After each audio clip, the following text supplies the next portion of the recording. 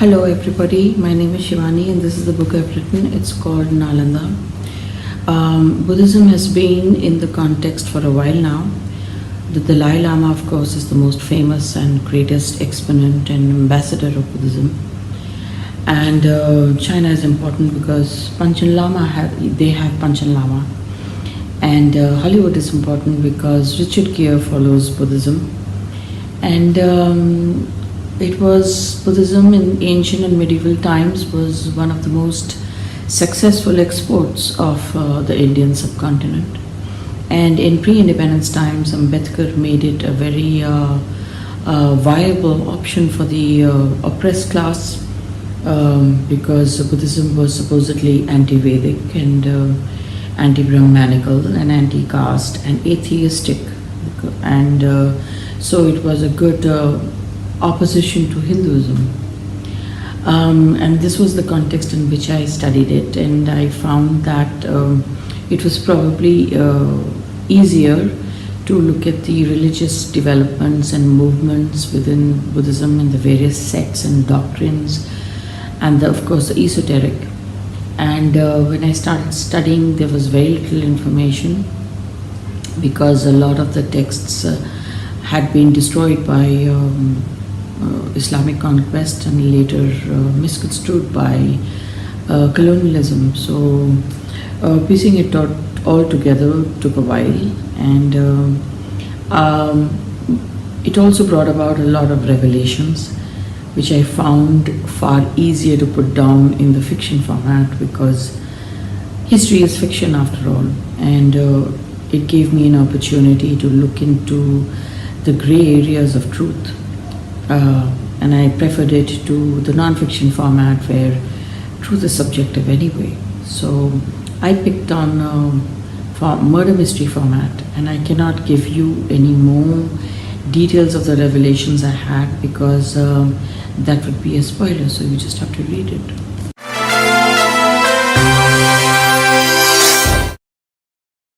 Good evening. Welcome back to Studio One. We now have a very informative and interesting conversation, 13 Steps to Bloody Good Writing and Success.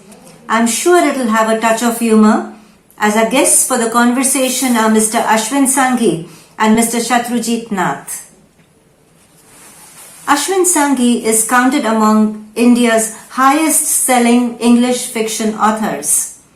He has written several bestsellers and 2 New York Times best-selling novels in collaboration with James Patterson Private India. Several of these books are currently being adapted for movies and web series. Ashwin also mentors and co-writes. Ashwin has been included by Forbes India in their Celebrity 100 and by the New Indian Express in their Culture Power list. He is a winner of the Crossword Popular Choice Award 2012, Attagalata Popular Choice Award 2018, WBR Iconic Achievers Award 2018, the Litofest Literature Legend Award 2018, and the Kalinga Popular Choice Award 2021. He holds a master's degree from Yale University. Shatrujeet Nath is the creator of the national best-selling series Vikramaditya Veer Gatha and the upcoming 3-book alternative mythology series Warlord of Ayodhya. Described as a new face to Indian mythology by DNA, Shatrujeet writes for movies and web shows as well. He is also the author of The Karachi Deception and Indo-Pak spy thriller. We request Mr. Shatrujeet Nath to begin the conversation. Thank you so much. Thank you. Very good evening, everyone, all of you who have tuned in, and a fantastic evening to Ashwin. Hi. Thank you, Shatrujeet. It's always a pleasure. We've done these conversations so many times, always as a result of an invitation by Manjari for the Pune International Lit Fest.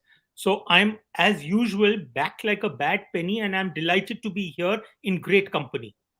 No, it's an absolute pleasure. So the moment Manjari told me that, would you do a session with Ashwin, I didn't even think twice. I said, हाँ कर लेंगे, because how bad can it get?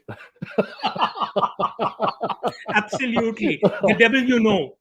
Yeah, absolutely. So in fact, ever since I put up the post and people got to know that we are doing this session, a lot of people, Mhm. when kind of readers who were there in that session that we did, I think about 5 years ago, Hmm. in Pune, they wrote back Hmm. and saying it was such a fantastic session we had. It was just so funny, and Hmm. I have a very blurred memory of that session, but I guess it was funny. So, Yeah. a very quick note to all of you gathered out here. Yes, we will definitely try and keep it as fun and humorous as possible. But do remember that ultimately, I think this particular session, it's 13 steps to bloody good writing success. That's really what it is. So, we really want this to be an informative session, and I think it's also important for people to understand that people turn around and say, oh, maybe this is for beginners, this is for newbies. One of the things in writing that I have learned, and I think every author of any pedigree understands, is that there is no newbie writer. We are all newbie writers. We are all constantly Absolutely. learning new things from people who have been there. They share their ideas, we share our ideas, and that's how we all get better at what we do. So please don't set out by saying that oh, this is for new people. No, it's for all of us. We can all improve. There's always scope to get better. I've So, always maintained, Shatrujit, that all writers are simply work in progress. So at the end of the day, all that you can hope for is maybe a couple of percentage point improvement with every work that comes out of yours. And sometimes, of course, it also tends to be in the reverse gear. But it's a process. It's an evolutionary process. So I couldn't agree with you more. absolutely. No, in fact, I keep telling people that it's very tempting to believe that you've done it. So I've done it before, so I can do it again. But even if you're Sachin Tendulkar, when you come out to bat, every innings you start at zero. Yeah, So that's really absolutely. what it is, and every time you've got to do it all over again from the beginning. I understand. I mean, experience and technique and all that helps. But at the end of the day, you're still at zero, and you've still got to score 100 runs to get to that century. There So is the old Hollywood proverb that you are only as good as your last movie. In some absolutely. ways, we live the same thing. The only difference is that we face it with every page that we write. Absolutely right. Absolutely right. So yeah. So thank you so much, Ashwin. And so as you people know, 13 steps to bloody good is an Ashwin property. He's been kind of working on this with luck and with money, and I think a lot of things. How many of them do you have in that series? Currently, five of them are out. One is the original one was 13 Steps to Bloody Good Luck, and it was followed by a book on marks, a book on wealth, a book on health, and a book on parenting. Okay, great. So I think at the end of this session, you'd probably have the blueprint for the next one, which is on writing. Actually, probably you've ended up doing much of the foundational work for another book, because all we really need to do is take the backbone of this discussion and simply flesh it out. So there you go. You've got your pitch ready for your to, And I for your refuse to pay royalties to you. And I Oh, that's refuse to okay. pay royalties. You're That's dealing okay. with a That's Marwadi Banya. Remember no, that. no, no. But I must understand that all the royalties that you get, you anyway, it's for charity. So it's always a good thing.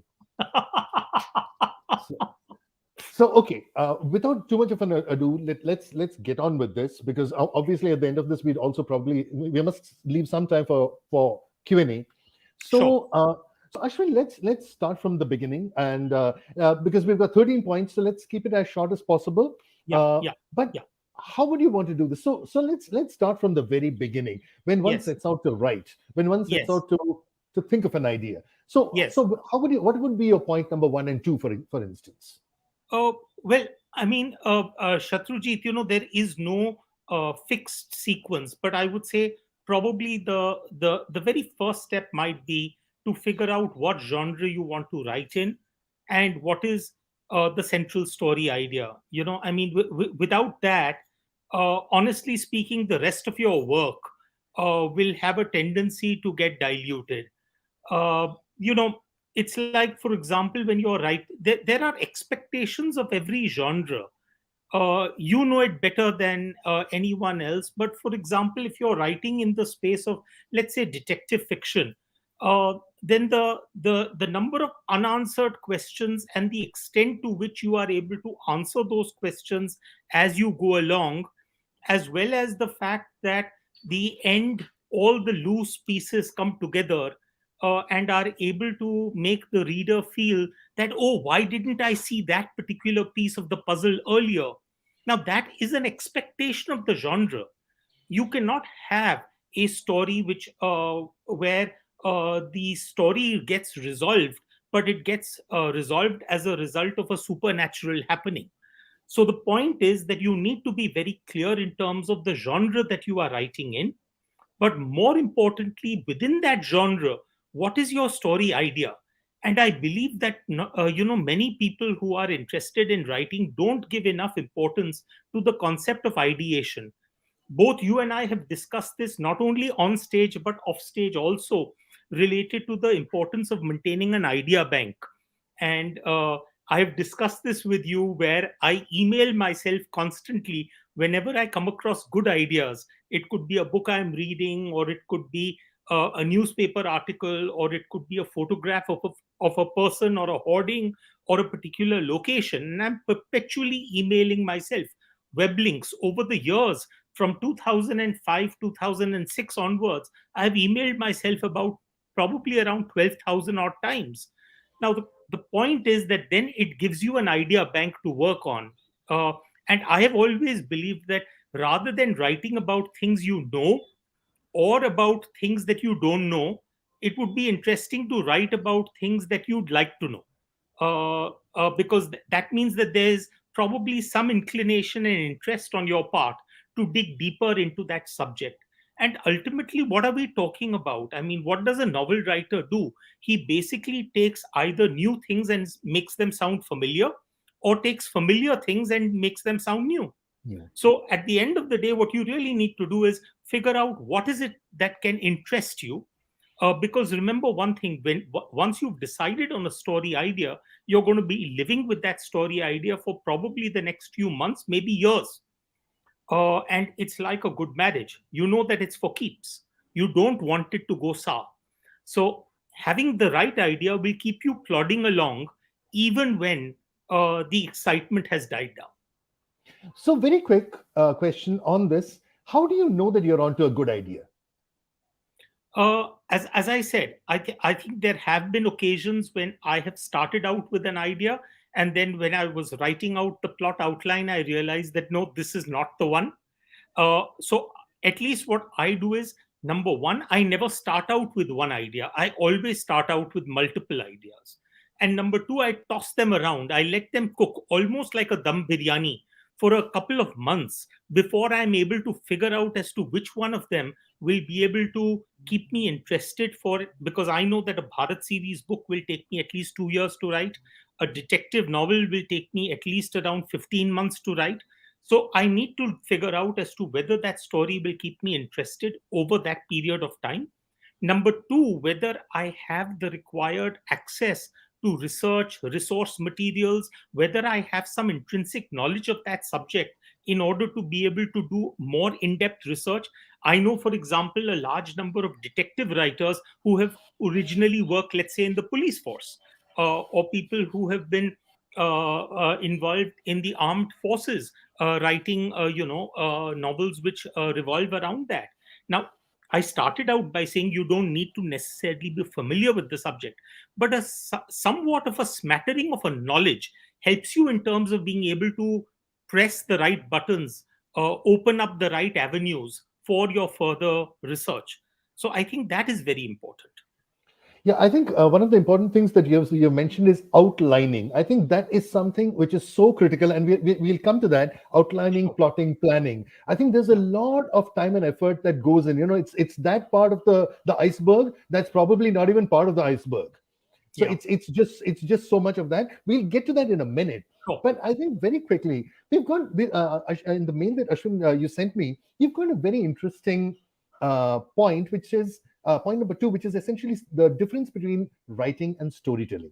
And I think Yeah. this is very critical. I would like you to kind of address this from your own experience, and kind of make it clear. Why is storytelling different from writing? Okay. Shatrujeet, first of all, this is addressed not only to you, but it's also as a reminder to myself and to the audience.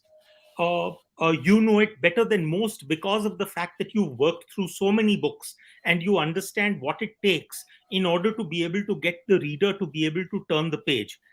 Had it not been for that, you would not have been successful as a writer slash storyteller. But it's very easy to get caught up in the words and the sentence structure and building up the atmosphere and wonderfully weaving the entire literary manuscript, as it were. But the truth of the matter is that nothing can replace a good story. So when I am sitting down to write a story, I think of it almost like I'm sitting in a room along surrounded by around maybe 5 or 10 friends. We are sitting in a circle, and I'm narrating, अरे यार ये हुआ था तुम्हें मालूम नहीं है हम वहां गए थे. You know, the point is, my grandfather used to tell me stories, and he would tell me stories which were outrageous, and I would still believe them because the manner in which he told me those stories was so compelling.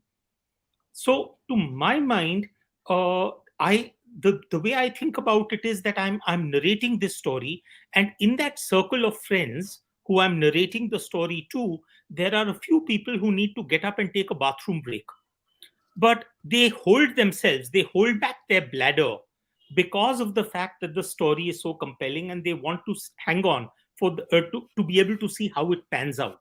Now, that ultimately at the end of the day, I call it the bathroom test or the restroom test. It's basically whether you've got the makings of a good storyline or not. Is it compelling enough to be able to get the person to turn the page and to hang on till the last page?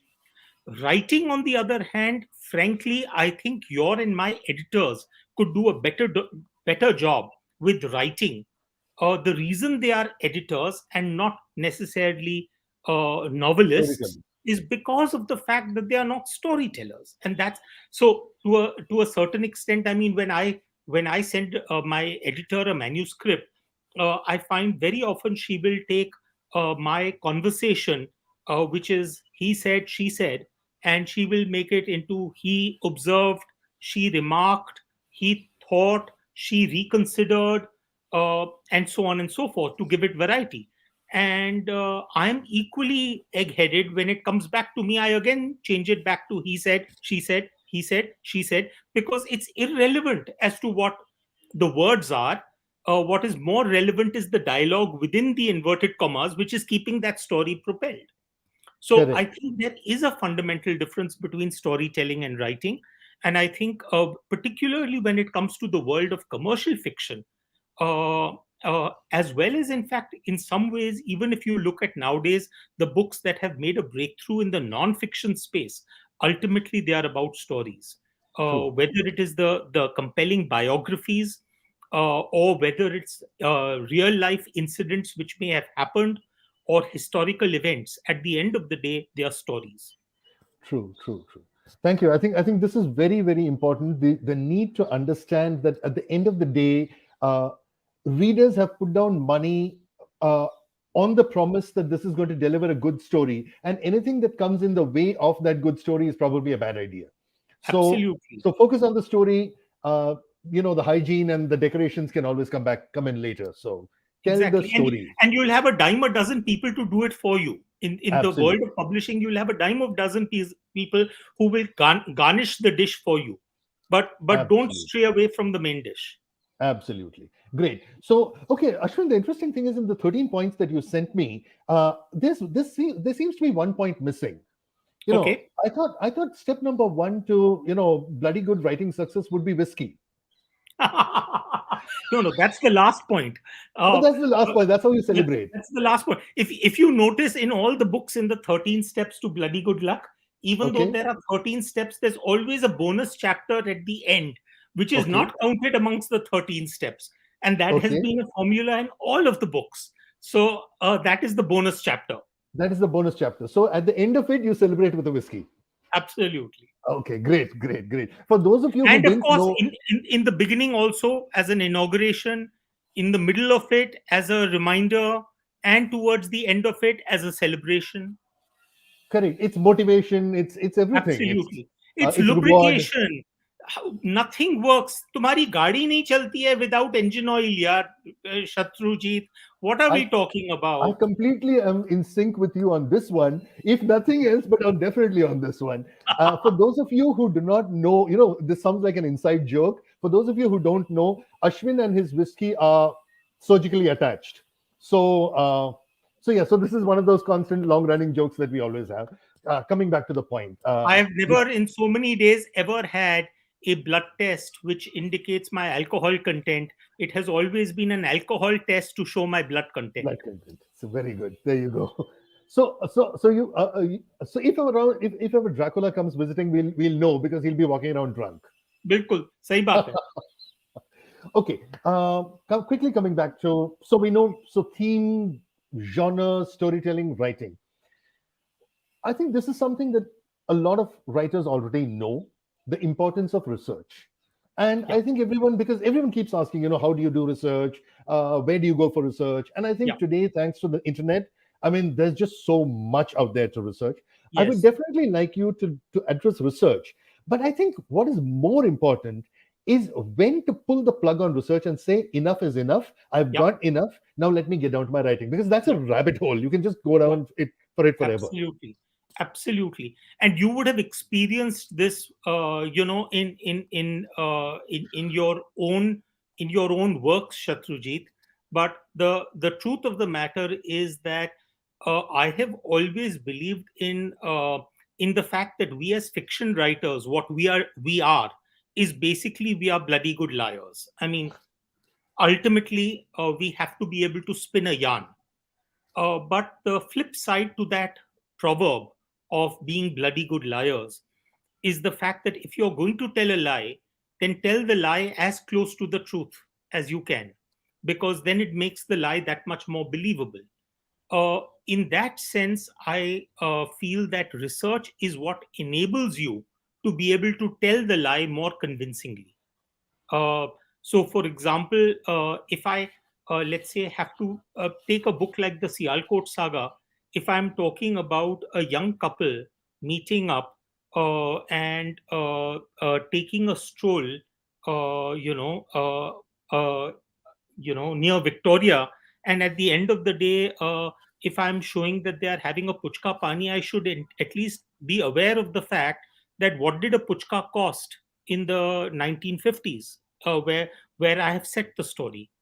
Or for example, in case I'm looking at a crime novel where I'm talking about a forensic pathologist doing his job, at least I should know what are the standard tests that are performed. And it's not good enough to know that this is what is done under the CSI brand of stuff.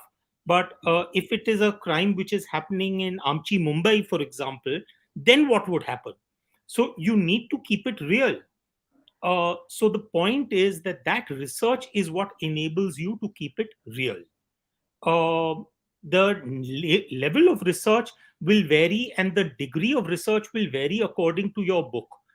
So, for example, when I was writing Chanakya's chant, it was simply multiple readings of the Arthashastra and the Mudra Rakshas, which enabled me to be able to write Chanakya's chant. Uh, uh, Sialkot Saga, on the other hand, was a book which required interviewing multiple people who had lived through the 1950s, 60s, and 70s to be able to get a lot of their first-hand information about cities of Bombay and Delhi and Calcutta. Similarly, for example, in the case of the Krishna Key, it was far more of travel, which was related to Mathura and Dwarka and Vrindavan and so on and so forth. So the nature of research will vary according to your book. But once you've done all of that research, what is most difficult is that when you've discovered very interesting stuff, there is a child in you which wants to show off, which wants to say, hey, listen, I know how much time it is going to take in order to drain a human body of its blood in case there are two incision wounds. But it's possible that that doesn't do anything for your story. Story. So over a period of time, what you realize is that there is an inherent conflict between research and pace, or between research and story. So only determining as to what is the research that propels your story forward is a very, very critical element, and it's more difficult than it sounds, because you've spent so many hours trying to figure that out, that you want to somehow or the other push it in there. Yeah, the need to justify that is so strong. But I think Exactly. cardinal rule: story always wins. Story Absolutely. always wins. Superb, superb, great. But I think this is really what is so important, Ashwin. What Ashwin just now spoke about, the fact that the nature of the story determined what kind of research was needed, whether it was travel, whether it was meeting people, and I think all this again goes back to the very fundamentals of what Ashwin said, talked about: plotting. Plotting, outlining, planning. So you know what it's going to take to produce this piece of work, how much effort. So it's not just sitting at a table and hammering at your keys. There's a lot more that goes into it. So Ashwin, I'd like you to also talk about plotting and planning. This is so important. It happens so very often with so many writers. They set out to write something. 20,000 words later, they have no idea where they're going with it. And Right. I think it's in a lot of cases, it's just because it hasn't been plotted and planned. So they've Right. just kind of jumped into it and then they don't know. So can you share some thoughts? I will, but actually, in some ways, you are in fact a better example of this, because, for example, in your case, you have actually written trilogies, right? So, whereas I do entirely standalone novels, whereas in your case, one book leads to another book, which can lead to a third book, and so on and so forth, which means, in other words, that you have a longer destination to travel. The route is far longer, which means that you actually do need to do far more planning in terms of how this story is going to evolve over three books. In my case, I have a very short span in terms of my attention, as a result of which I like to get my story done in 120,000 words of that one book, and I'm done. Over and done with, and I don't want to then look at that character or that plot again in terms of a second or a third. Uh, so, in that sense, my work is a little easier.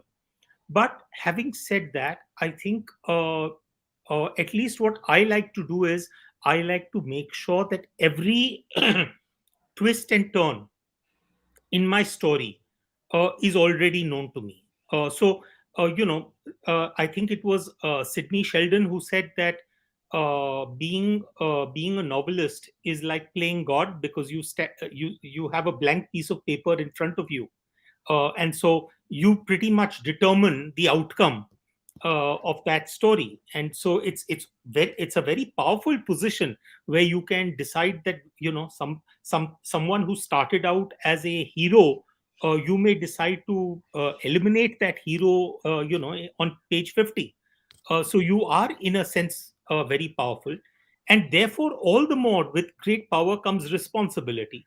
And that is the reason why you need to actually plot it down in terms of, okay, if A happens, then B happens. But at B, I don't want this question to be answered. I want this question hanging in the air for my reader, and it will get answered and resolved by so and so time.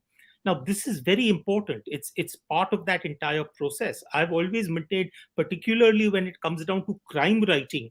Crime writing is like actually drawing an entire picture and then cutting it up into little pieces with a pair of scissors, and then giving it to your readers randomly and allowing them to work at solving the jigsaw puzzle along with you. And hopefully, the entire jigsaw puzzle should come together by the end. But you have no hope in hell of doing that unless you first drawn out the picture. So, what the plot enables you to do is basically draw out the picture and determine your direction in advance. If, let's say, you and I are both starting out from, let's say, Bombay and Delhi, and are planning to meet somewhere in the middle, it would be a good idea for both of us to have maps in front of us, so that we could pretty much coordinate by when we will meet, where we will meet, and how many days it would take us in order to be able to achieve that. I think that is what is meant by plotting.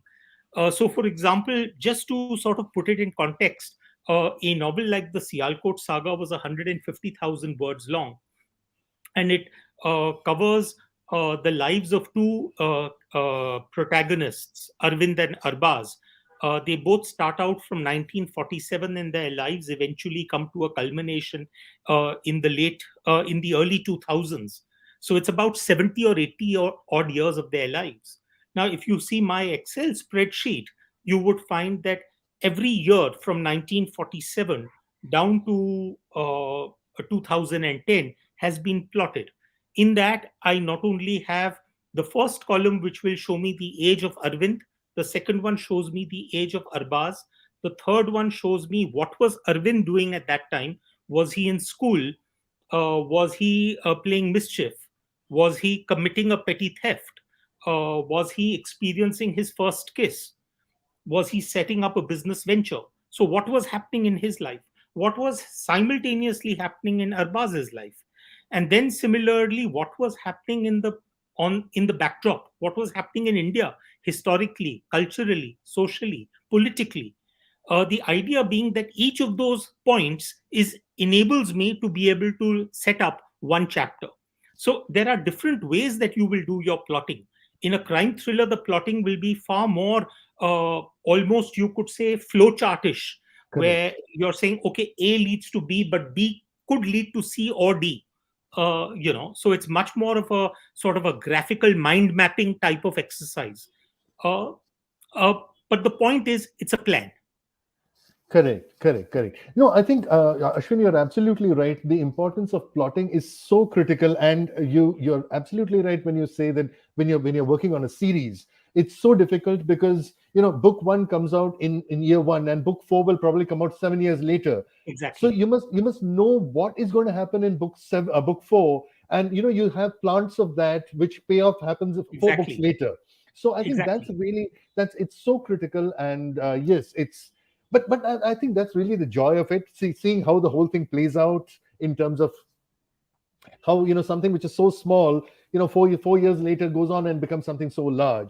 But yeah, I think so. So I think the key point out here for all of you who are listening, who have tuned in, is that plotting, planning, outlining is so important because these are things that form the bedrock of the writing.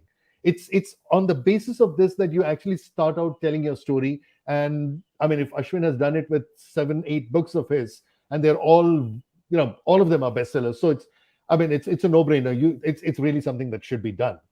So yeah, great. uh, okay, tell us something about. I've got a very interesting point here that says conflict and attention span. What do you mean by this, Ashwin? That's one of the steps. What do you mean by that? uh, Basically, the point is that you can have the best characters, you can have the best plot, but at the end of the day, without character and conflict, your story will not work. If it's simply that Shatrujit and Ashwin met, and they had a cup of tea together, and after that Shatrujit went back to his house and Ashwin went back to his house, and they both lived happily ever after, there's no story there. On the other hand, if both of us met and something happened in that room which caused one of us to either fall ill or possibly collapse, or possibly there was a situation in which we came to blows, then we have the makings of a story. So, now there are many writers who would have given you this formula about the first one third is to set out the story, the next one third is to escalate the story, build up the conflict, and the final one third is for resolution. Uh, but it doesn't necessarily need to work like that. It could be the fact that there is a certain amount of randomness to where the conflict occurs, but the absence of conflict implies that what we are doing is we are leaving the reader a little loose.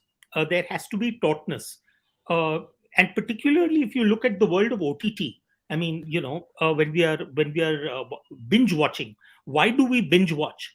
Because of the fact that there is something or the other that has happened towards the end of an episode that compels us to go into the next episode. uh, and the same applies with books. People have asked me all along that, what is it that makes a bestseller? I said, well, the first paragraph hooks your reader. the end of every chapter has to be something that propels your reader into the next chapter. Next. And the last paragraph has to be a very nice, neat, and clean resolution, which gives an aha moment and a sense of satisfaction to your reader that yes, all the loose threads have been covered. So, conflict building is a critical element, and I would say that even if it is not part of your if original plot outline, you may have one or two conflict threads in your original plot outline, but as you're writing, you'll come across other opportunities to either build suspense or conflict. Through use it. I mean, it doesn't mean that you need to follow that plot outline to the point where you can't take advantages of new ideas that have come along as you were writing it. So for example, uh, uh, you know uh, let's say for example he opened the door and was greeted uh, by Savitri. uh, on the other hand, it could be this could be the ending line of a chapter, that he opened the door and what greeted him caught him by complete surprise. And now it could be very well that by the next chapter you've revealed that he saw Savitri, but in a certain condition. But the point I'm making is that all of these elements are very, very important. The other part of it, Shatrujit, is also the balancing of surprise and suspense. People seem Yes. to treat both of them as almost the same. They are not. No. Because if let us say we are describing a political rally in which a president is delivering a speech, and suddenly a person from the audience gets up and points a gun and shoots the guy. That is surprise because one didn't see it coming. But on the other hand, in case the same political rally is happening, the president is delivering a talk, and we know that there is an assassin lurking in the crowd, then that is suspense. So we as the reader are part of that, and we are wondering, oh, is it going to happen? Is it going to happen? So getting the balance between those two elements right is also part of conflict building. And of course, if you do this successfully, then what you end up doing is you get the attention of your reader, because we are an attention deprived generation. Whether it's Instagram or Facebook or WhatsApp, we've got hundreds of things going on at the same time. As a result of which, you are now not competing. Ashwin Sanghi is not competing with Shatrujit, and Shatrujit is not competing with Ashwin. Shatrujit and Ashwin are both competing not only for every other writer out there, but we are competing with every OTT series out there. We are competing with every movie out there, with every video game out there, with every WhatsApp chat out there, with every Facebook post out there. So, how do you get the reader to turn the page? And this is a very important question that I always ask my first readers of any novel. I don't ask them, how is it sounding? I just simply say, did you turn the page or did the page turn on its own? And this is very important. That can you grab their attention and then keep them hooked? Absolutely. I think this is really wonderful advice.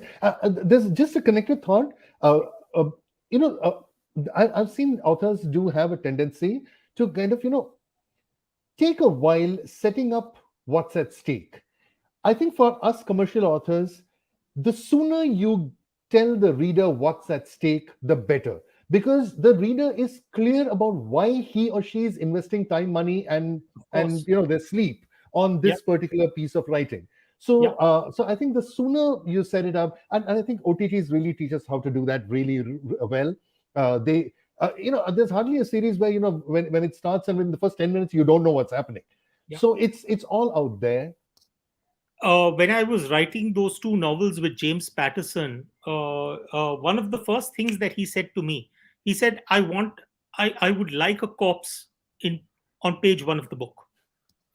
If you don't give me a dead body within the first chapter, I really don't know how this story is going to progress. And the second very important thing that came across in our writings was, he said, I want larger than life characters. Don't give me characters that are mild, timid, etc. If he is mild or timid, then let him be very mild and very timid to the extreme. if he is ferocious, then let him be ferocious to the extreme. He said, what is it that a cartoon does? A cartoonist basically takes very ordinary features and Blows it up. emphasizes certain elements of those in order to make them appear as cartoons. He said, essentially, what we are drawing is caricatures. And he said, so we blow them up into larger than life characters. And when we have those larger than life characters, then in that case, the conflict and the stakes also become that much more important. Superb, superb. And see, this is the beauty of it. There's always time. There's always somebody who's done something, and there's so much to learn. This was the point I Absolutely. was trying to. Absolutely, we all can learn so much from one another. There's so much you have learned that I don't know. It's just fantastic.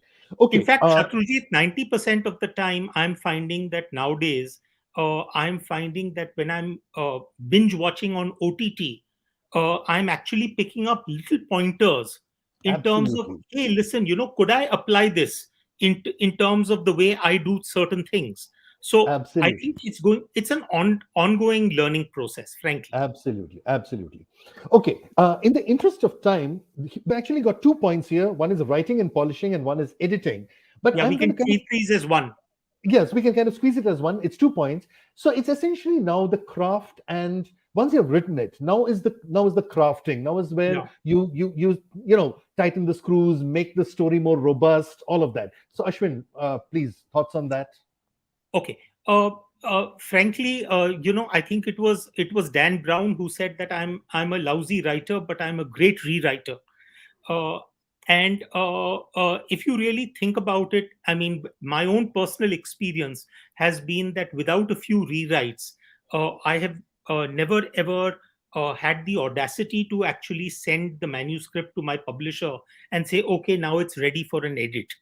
uh, because an editor's job is not to do the rewrites. The rewrites have to come from you. And those are the occasions when you have to figure out as to what's working and what's not working. Very often you will find that a particular chapter has no business to be there. Uh, you know, so the way I see it is that, frankly, over a period of time, you realize that less is more. uh, and so rewriting is really a bit of actually sort of figuring out that no, this isn't propelling my story further. I need to get rid of this, or I need to bring in something else, or maybe I need to throw in a new dimension. So it's not about necessarily cleaning up the words or the grammar or the syntax. It's not about that. It's about making sure that the story is working. So that's why I consider rewriting to be completely different from the editing process. Then it goes into your next stage, which is the editing. Now, frankly, according to me, I would sound so terrible if it weren't for the fact that there was a bunch of editors who were really looking at the work. So very often, first timers or early writers do not understand what the significance of the editor is. But the converse to that is sometimes they get overawed by the editor and the brilliance of the editor and the choice of vocabulary that they bring in, or the changes that they make. Whereas ultimately it is your story. So being wise enough to know what are the changes that work, and what are the things that you would rather keep them in a certain way. uh, those are very important choices that you will still need to make, uh, as you go along. And finally, of course, I would say that, when it comes down to the world of editing, just remember that editors, may not be coming from the same sensibilities as you. So their take on something may be completely different to what you are trying to convey to your audience. um, I think the more that you work along with a certain set of editors, the more that comfort equation develops, where eventually there is this beautiful sort of milap that happens, Jugalbandi. a jugalbandi that happens, where the editor almost begins to second guess you and say, okay, no, I think, even though I know that this may not sound grammatically correct, but I know what he's trying to achieve here. So therefore, leave it in. Fair enough. Fair enough. Fair enough. Fair enough. Okay. Uh, Again, interest of time, let's club three things: agents, publishers, marketing, because this Okay. is really your last mile. Yeah, yeah, absolutely. So the point is that people, now your options are so vast, Shatrujit, because I mean the world of self publishing has changed everything really. Even within the world of publishing, traditional publishing, there are so many options, and we are now living in a world where traditional publishers are willing to look at projects which are out there, and they are coming from newbies, but people are genuinely looking out for innovative stories. So, given that scenario, uh, going going into this world of agenting and literary agenting, the way at least I see it is that many authors get too focused on the royalty payouts that they are going to achieve.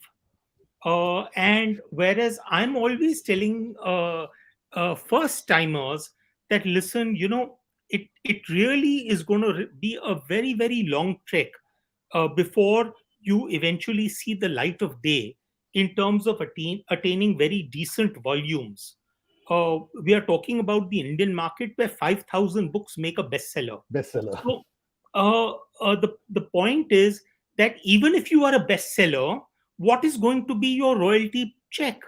Uh, you know, there is an old proverb which says that writers can write books faster than publishers can write checks. The amount the amount that you're going to earn.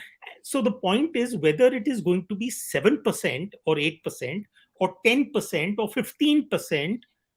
15% or 8% of zero is still zero. Correct. So instead, focus on the things that can get you some value. How many books are they going to print? Because if they print more books, chances are that they'll have to work far more in terms of marketing it. How much will they do in terms of marketing of your book? What are the guarantees in terms of distribution? Where all do they guarantee that your book will be available? So the things that new authors should be focusing on are very often left out, simply in terms of quibbling over percentages, which is the one thing that I would strongly advise, that don't fall for that. The second bit is in terms of marketing. People think that the publisher's job is to market the book. It isn't. You and I both know it. Marketing is something that, to say that the publisher is not responsible for marketing is foolish. Without a good marketing department, there's very little that you can get done. But ultimately you have to be an integral part of that process. You have to take charge in certain ways, whether it is in terms of your social media presence, whether it is in terms of your PR, whether it is in terms of your events. But remember one thing, and this is one of the points which is there in this list, is that in the early days of my writing career, I was told that by a salesman at my publisher. He took me to a few of the stores, and he said, "Sir, एक चीज याद रखिएगा, जो दिखता है वो बिकता है." Correct. And the two key words are really visibility and availability. Is the Correct. book visible on the bookshelf? And first of all, is it available in the store? And number two, if it's available in the store, then is it Is it visible on the pleasant? bookshelf? So that is actually 50% or 60% of the battle. And market. So a lot of writers and publishers think, oh, we've got this very nifty creative that we will put out on Twitter tomorrow morning. And then you look at the retweets, and there are about 8 retweets of that. That's not going to help you at all. But on the Correct. other hand, if that book has reached the right store at Connaught Place, or Khan Market, or Kemp's Corner, then and is available there as a pile up, maybe a small pile up of 20 books, but that is going to get you far more than that very nifty creative on Twitter. Absolutely, absolutely, absolutely true. No, I think this is absolutely right. But the most important thing, and we've got a few questions here, but one Yeah. quick one on. I think the most important thing that we're all working towards, everyone who sets out to write, who's serious about becoming an author, the author brand. Everyone thinks that this is a, it's you. it's an overnight journey. It's not. Yeah. It's obviously a lot of hard work, patience. Yeah. Take us through that, please. How do No. you get to be Ashwin Sanghi? No, first How of does it all, happen? there is no substitute for your ability as a storytelling. Your storytelling ability has to be there, because if the story resonates with readers, then they will look out for your next book. So this is a very important thing. No matter how much marketing and brand building you do, uh, if you're not a good storyteller, people are not going to come back for more. And this is not only for a non-established author. Even established authors, if you've given two hits but the third one is a dud, chances are that you're going to have to work very hard to bring them back for the fourth. Correct. So this is part of karma of life, as it were. But yes, having said that, assuming that you are, I think the most important thing is today, frankly, the world of engagement. The more that you can engage with readers, and even in terms of negative feedback, even in terms of constructive feedback, if you can actually engage with your reader and try and really figure out as to what it is that resonated with them, what didn't resonate, what is it that they would have liked better, just the mere act of reaching out is also a very, very important step in terms of building your brand. Okay, on that note, let's engage with our readers. Sure. So we've got a question here from Aditya who says, what is your next book, Ashwin? We want another Bharat series book. It's been 2 years. Yeah. Obviously, this is a gentleman who is aware of the fact that I space out my Bharat series over. This is Aditya, so he has engaged with me several times on social media, as well as at events. But I'm hoping that probably even though we may not meet the target of January 2022, we will certainly look at the first half of 2022 as the time frame for the next book in the Bharat series. So just be a little more patient with me. Aditya, you've got your answer.